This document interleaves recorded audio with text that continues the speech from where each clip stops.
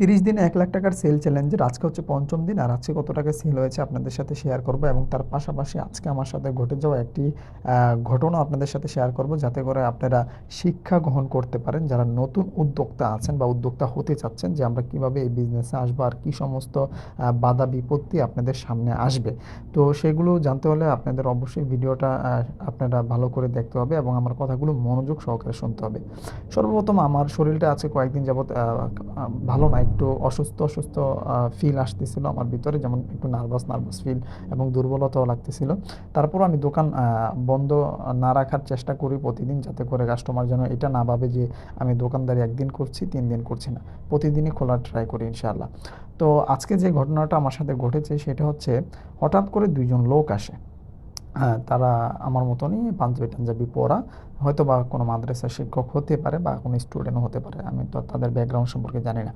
তারা এসে আমাকে বলতেছে যে, আ "তুমি এইখানে যে এইভাবে লেবাসদারি হয়ে বেচাকেনা করতেছো, এটা তোমার কাছে খারাপ লাগে না?" আমারে বলতেছে ঠিক এইভাবে। তো আমি বলতেছি, "ভাই আপনি কোনো কিছু অর্ডার দিবেন? আমার আসলে আমি একটু ব্যস্ত। আমার যেহেতু অনেক অর্ডার আছে, আপনারা কিছু বলবেন কিনা সেটা, আর যদি কোনো অর্ডার দেন তাহলে আমি আপনার সাথে কথা বলতে ইচ্ছুক। না হলে এখন শুধু শুধু আমার সময় নষ্ট করিয়েন না।"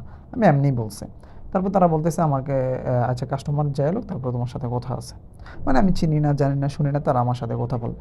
তো আমি বললাম যে, "আচ্ছা ঠিক আছে বলেন, কী সমস্যা?" কিছু কাস্টমার ছিল, তাদেরকে হচ্ছে বিদায় করে দিয়ে তার কথা শোনার ট্রাই করলাম। তো সে বলতেছে যে, "আপনি একজন মাদ্রাসা পড়ছেন কিনা বা কি আশেপাশে?" আমার ব্যাকগ্রাউন্ড জানার চেষ্টা করলো। তো আমি বললাম, "হ্যাঁ, আমি মাদ্রাসায় পড়ছি, আমি দাওরা শেষ করছি, আমি হাফেজ, এবং তার পাশাপাশি আমি অনলাইনে কাজ করি। আলহামদুলিল্লাহ আমি অনেক সেক্টরে কাজ করতে পারি। এটা আমার শখ, আমার বিজনেস করতে হবে, আমি রাস্তা থেকে ওঠার ট্রাই করছি।" তো এ বলতেছে, "তাহলে পাঞ্জাবি পরে কেন?" আমি বলছি, "পাঞ্জাবি পরে কেন মানে? আমি মাদ্রাসায় পড়াশোনা করছি। আমি পাঞ্জাবি পরে কেন? এটা কি?" কয়, "এটা তো পাঞ্জাবির অসম্মান হচ্ছে। আপনি পাঞ্জাবিকে রাস্তায় নামিয়ে ফেলছেন।" মানে এইভাবে তারা। আমি বলতেছি, "ভাই এটা কোনো কথা হতে পারে? আমি হালাল জিনিস করতেছি, আমি তো চুরিচামারি করতেছি না। আমি হালাল বিজনেস করতেছি। এটাতে আপনাদের সমস্যা কোথায়?" কয়, "আমাদেরই তো সমস্যা। আপনি রাস্তায় বিজনেস করেন। মানুষ মনে করে হুজুররা এখন ফুটপাতে কাজ করে, হুজুররা এটা করে, সেটা করে।" মানে আমি আসলে ওনাদেরকে বুঝাইতেই পারি নাই যে, "ভাই আ আমি জানি না আপনারা পড়াশোনা করেছেন কিনা। আপনাদের যদি ন্যূনতম জ্ঞান থাকতো তাহলে আমার সাথে এরকমটা আপনারা করতে পারতেন না।" তারপরে তাদের সাথে আমি কথা না বাড়িয়ে এড়ায় যাওয়ার চেষ্টা করলাম। অনেকক্ষণ তারা একটু বকবক করলো। তারপর ওরা চলে গেল। কিন্তু আসলে মানে বিষয়টা খুব আমার কাছে বিশেষ করে খারাপ লেগেছে। আসলে আমি কি অপরাধ করলাম রাস্তায় বিজনেস করতে নেমে? মানে মানে আমার মানে আমি কি চুরি করছি? আমি তো চুরি করতেছি না। আমি হালাল বিজনেস করতেছি। তাহলে আপনারা আমার সাথে এমন করছেন কেন? তো যাই হোক, আল্লাহ তাআলা তাদেরকে হেদায়েত দান করুক। আর হচ্ছে এই কিছু তারা হচ্ছে একদম দোকানের শেষে চলে আসছিল। মানে দোকান বন্ধ করার শেষে, কিছুই ছিল না। বলতেছে যে, "আচ্ছা ঠিক আছে, ফুচকা আছে, ফুচকা দাও আমার ছোট ভাইয়েরা, আর হচ্ছে আমারে চটপটি দাও।" তো মানে চটপটি বলতে হচ্ছে ওই আমার যে ঘুগনিগুলো ছিল এগুলোর সাথে তেঁতুল-টেতুল মাইরা সে নিজেই চটপটি বানায় ফেলছে। বানায়া সে নিজেই পাড়াপাড়ি করে খাইতেছে আর বলতেছে অনেক মজা হইছে।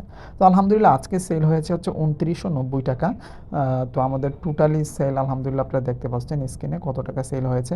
তো ইনশাআল্লাহ দোয়া করবেন যাতে করে ১ মাসের যে ১ লাখ টাকার সেল চ্যালেঞ্জ নিয়েছি সেটা যেন কমপ্লিট করতে পারি। আর ইনশাআল্লাহ আমার জন্য আপনারা দোয়া করবেন যাতে আমার হিম্মতটা থাকে, ইনশাআল্লাহ আমি আমার এই বিজনেস চালিয়ে যেতে পারি। আসসালামু আলাইকুম।